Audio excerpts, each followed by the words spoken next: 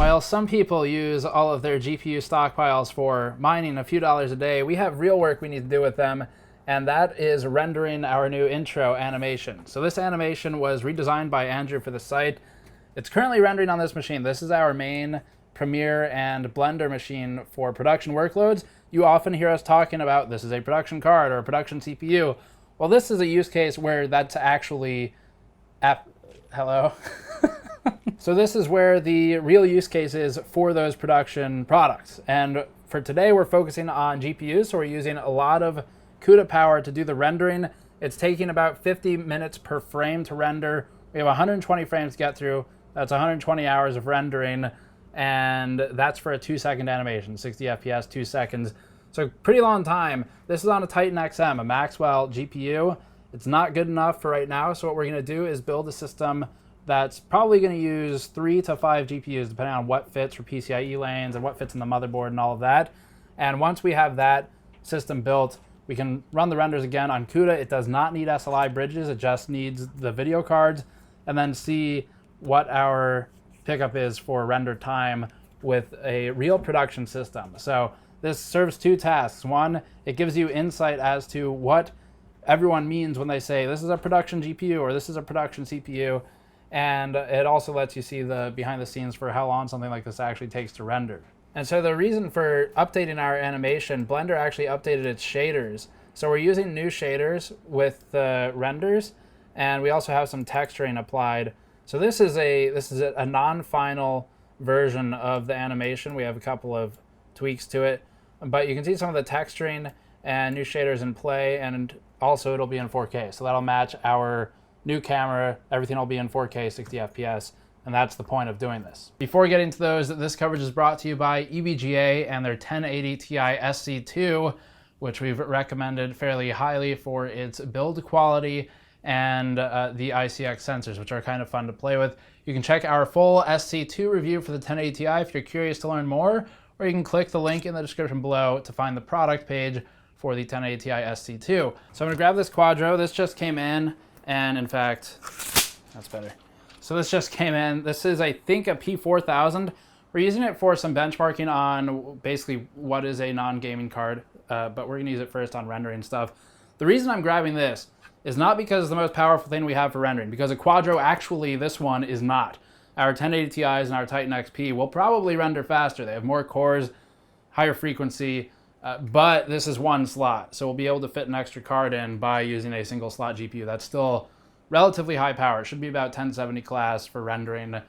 The reason it's expensive is because of the driver certification. But that's our first one, and then we're going to go to our 1080 Ti shelf for the rest. So all these cards are GTX 1080 Ti's that we've reviewed, plus there's one more over here that's in pieces, the Lightning card. But we're going to grab, I have a hybrid in the other room already for rendering.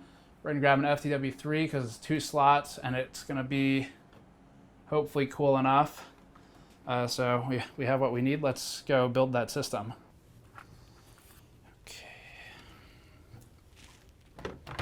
Okay, so this is our X299 production bench, one of the ones we've been using for Vega production tests. And I've got it all hooked up right now to our current clamp for testing that I'm doing for BuildZoid separately, but we'll talk about that later.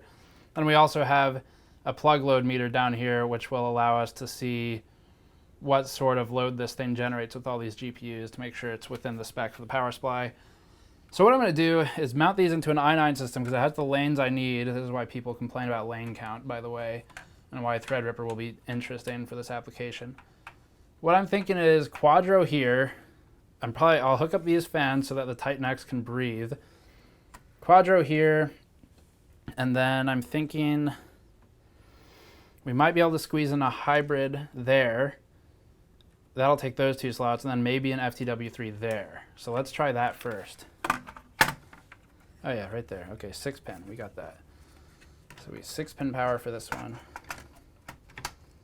Okay, that Titan's gonna suffer a little bit, but I'll work it out. Okay, hybrid that was hiding in the corner. That's going to be a 6 and an 8, so we're still good for that. Please fit.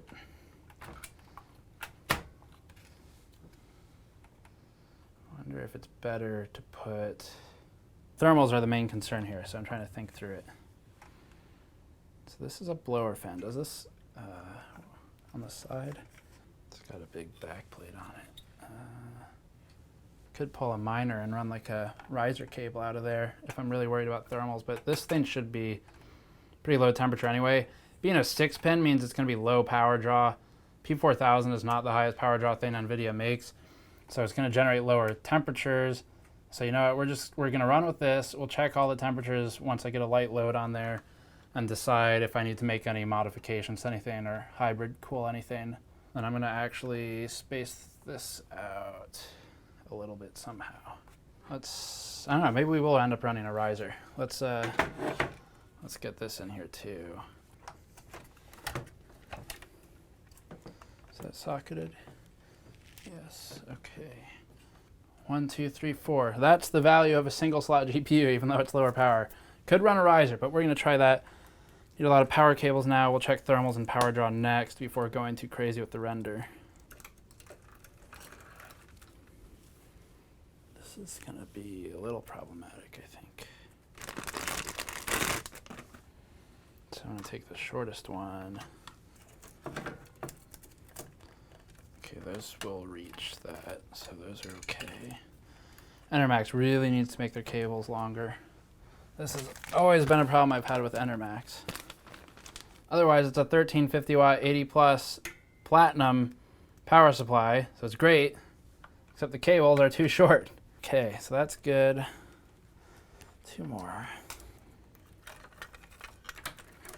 Seriously, this would not be a problem if the cables were standard length. All right, there we go.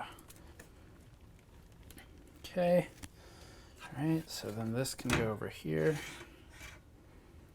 That should be, will it turn on? Oh, okay. All right, we're on. So next thing to do is plug in all of these fans. I didn't think we would need them, but that clearance is just so tight that let's go ahead and do it for safety. There's one. Okay, should have good airflow. Okay, all right, so all the fans are on. There's some whining here, if you can even hear that. I think that's from the Titan XP. I don't know why there's so much coil whine on that particular card. That's incorrect. All right, so we gotta redo the drivers, it looks like. Oh man, just shutting the thing down, it's at 300 watts right now. That's the i9 CPU for you. i9 plus 4 GPUs and idle. Almost 200 watts.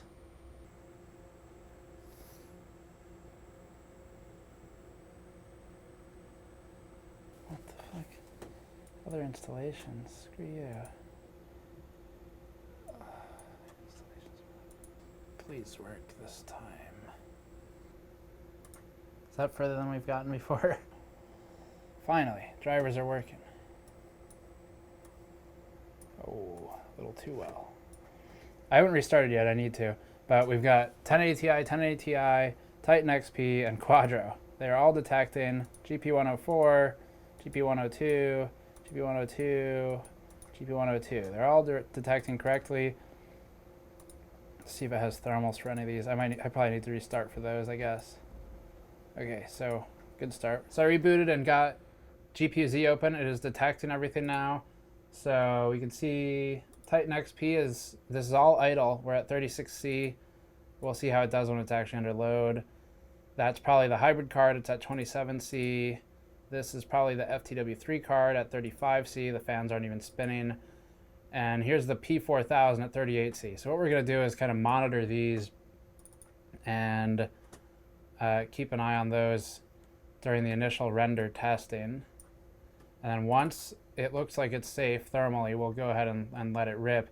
And then I might also, interestingly, open up a separate instance of Blender and use some of the CPU power. So one thing we could do to make use of the i3 CPU, or the i3 CPU, the i9 CPU, would be we could take 2 to 4 of the threads from it and let Blender use the other 16 or 18 threads, keep a couple of them open just to make sure that his GPUs are still fed properly, and then the remaining threads can render. And we previously found in our i9 review that with all 20 threads available, it was out rendering CUDA. So that would be pretty cool to actually be able to use that capability plus the GPUs. Okay, there we go. Titan XP, P4000, hybrid, FTW3. Let's open the render file. For those of you who don't know what we're talking about when we say production workloads or production GPU or CPU, this is what we're talking about. It's rendering something like an animation. So we go to user preferences, compute device for cycles. It's going to be CUDA. We select all of them. That's pretty crazy, actually, see all those. So we're going to use all 4 GPUs, save settings, and then we can open a separate instance for the CPU if we want. Over here, we've got image editor is the display, but the important parts are feature set, experimental or supported. We're going to try experimental. Device, GPU compute rather than CPU, because we're focusing on GPUs today. And then down at the bottom, I'm going to make sure it's optimized. So we're at 256 by 256 tile sizes. This should be less relevant going forward, but as I understand it today, that will speed things up for us. And then for sample count, or actually for resolution, we're at we should be at 4K, 3840 by 2160. So 3840 by 2160 at 100%, that's 4K. Then we have sample count, we're at 500, which is production ready sampling. And then we've also got a thread count for the CPU in here. So you can actually see that it's got 20 threads right here from the CPU. We could fix this and tell it to do like 19 or something. For now, I'm going to leave it on auto detect because this is our GPU render window anyway. So I think we're good to go. Let's start with just one frame and see how it does, and then we'll try more from there. That's pretty crazy. Not used to seeing that. See, like, if you don't do any kind of rendering, then this probably doesn't mean as much to you. But to see 4 tiles at 256 by 256 each going at the same time is pretty exciting. So we get the CPU going too, and that would be 20 more tiles or whatever we assign to it at probably a 16 by 16 for optimal speed on a CPU, but on a GPU we can get away with this. Let's keep an eye, let's see how the temperatures are doing. So far, Titan XP 58C, P4000 60C, not bad really. Hybrid is no problem at all. The hybrid sandwiched between everything, doesn't even care at 35. FTW3 is at 53 and its fans are still off, by the way. So we're doing okay here so far. So power consumption from the wall is 700 plus watts right now. And let's see if there's anything interesting in here for you. So our maximum power consumption so far, 755. Minimum 100. And then we've got volt amp readings. But yeah, so we're at 600, 700 plus. Man, this is going crazy fast. So 780 equals X% of 1350. So we're at 57% utilization on the power supply right now. It can take a bit more. And we've got fan speeds are decent on all these things. 71C on the Titan, 74 on the P4000. Let's help that one out a little more. Okay, so we're gonna make this better. I'm gonna get some more fans on here.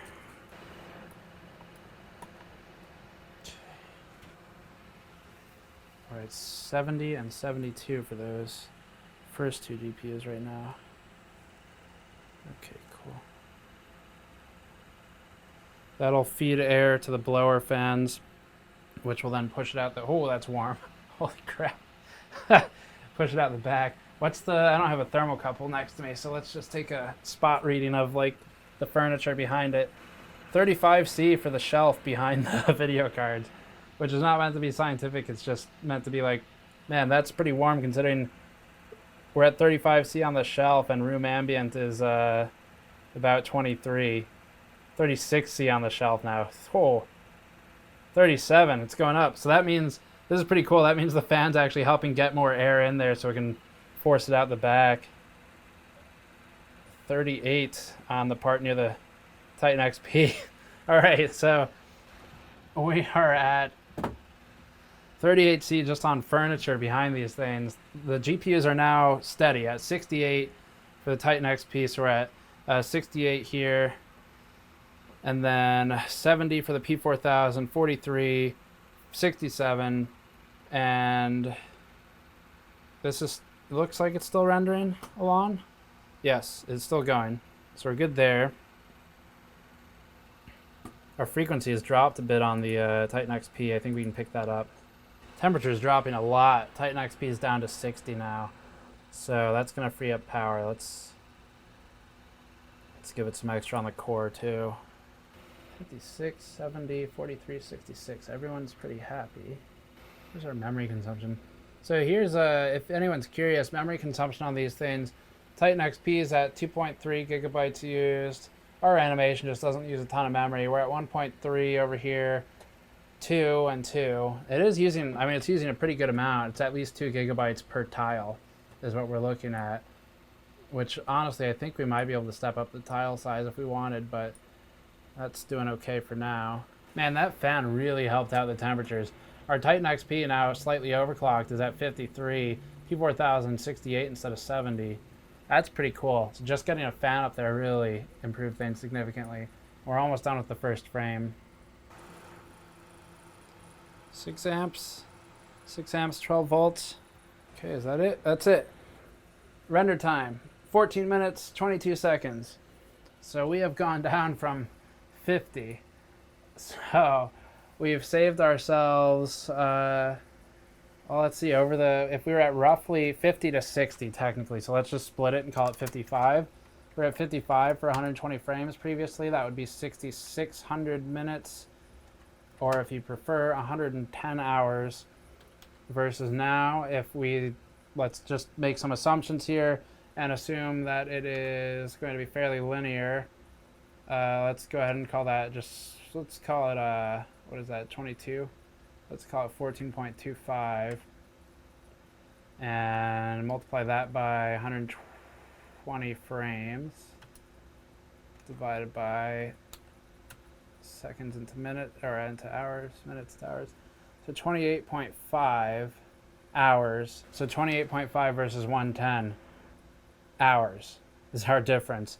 Power draw I don't really care about right now because it's more important to me, frankly, to get the render done and not use our primary production machine, which, here's the thing. Okay, so even though it says 110 hours for the first one, it's not actually 110 hours because what's going to happen is we start the render and then it has to stop like every 12 hours so that we can use the machine to do videos, to render videos, edit videos. Can't run Blender during that time. So it's not 110 hours. It's more like probably a couple weeks. And this going down to 20-something hours, less than 30, means I can set it up, run it, walk away from it, come back in a day, and it'll be done. Now here's the thing, I guess. Well, first of all, we need to do some small corrections on this, I guess, a little blown out, but that's still pretty representative of the time required. Now, the next thing we're going to end up doing is running a CPU render at the same time. And let's just give it 18 threads. And what's best here, 16 by 16? 16 by 16, Andrew tells me, for faster rendering with CPU. So let's just get a rough estimate of this one. So CPU render. Oh, there we go. 18 threads ripping through it. See, this is where the 16-core, 32-thread Threadripper CPUs will be really interesting, is in an application like this. So again, this is what a production machine looks like. This is what people mean when they say production tasks, is cutting off 4 times the time required to render something. That's huge. And why I'm also interested in the future Intel 18-core chip and the future AMD 16-core chips. But anyway, so right now we're going on CPU i9-7900X. What's our power draw here? 320 watts. So we're up quite a bit from idle. The GPUs are doing nothing right now. 14 amps by 12 volts, 168 watts going to the CPU and the memory channels. We're definitely against the TDP window there. But so what we're going to do now is walk away from this, let it finish. It looks like Blender thinks it'll take 45 minutes, but it's going down rapidly. So we're going to walk away from it, see how long it takes, and come back and then decide if it's best to render on the CPU and on the GPU simultaneously. If it is, we'll let that go, and then I would hope that cuts us down to like 20 hours. That would be great. All right, so we came back after 47 minutes, and it's still going. So despite the 7900X actually being okay in our Blender benchmarks, it's struggling here, and part of that is a newer version of Blender where the GPUs are just being utilized better. So this, it looks like will take another 20 plus minutes to finish, which puts us at over an hour for 18 threads. So CUDA is just blowing this thing away. OpenCL probably would too, despite some of Blender's previous issues with OpenCL. It's gotten better. So basically, if we let this thing run for the entire 20 to 30 hours that the GPUs are running, it'll save us it'll save us a couple frames, ultimately. Because if you look at the difference from either end, it's a difference of like maybe a few hours, maybe. So what we're going to do is not burn an extra 200 to 300 watts on the CPU and the memory and everything else, and just run the GPUs only. So it'll be 600 to 700 watt draw, and CPU won't be in use other than to feed the frames. And then we should be able to finish this thing in 28.5 to 30 hours, and we'll have a new intro animation for you, which I don't think we'll make it in this video because it actually does need to be rendered. But keep an eye out, because it'll be probably a silent change over to the new one, and those of you who saw this video will know where it came from. So that's it for this one. Hopefully this gave you some insight as to what actually happens with a production setup. There are plenty of other production applications. This is just one of them, but it gives you an idea of why you would use one card versus another, or why it actually matters to save minutes off of rendering. In this case, 30 plus 40 minutes. Yeah, we're down to 14 minutes from 50 to 60. So if you're saving 40 minutes on a render, again, the real world example that we've given you here today is a difference of weeks of rendering on one machine, or straightforward just 110 hours, 120 hours to 30. So it's enough time to let you render something else or increase your quality settings or whatever. It's pretty cool stuff. You can subscribe for more, as always, at patreon.com/gamersnexus to help us out directly. And we haven't officially announced it yet, but there's a new shirt. You can click the link in the description below. It'll go straight to the new shirt. Or if you go to store.gamersnexus.net or gamersnexus.squarespace.com, you'll get to the shirt page, and you can pick up our new anniversary edition shirt, which we'll talk about more in a separate episode. Thank you as always. I'll see you next time.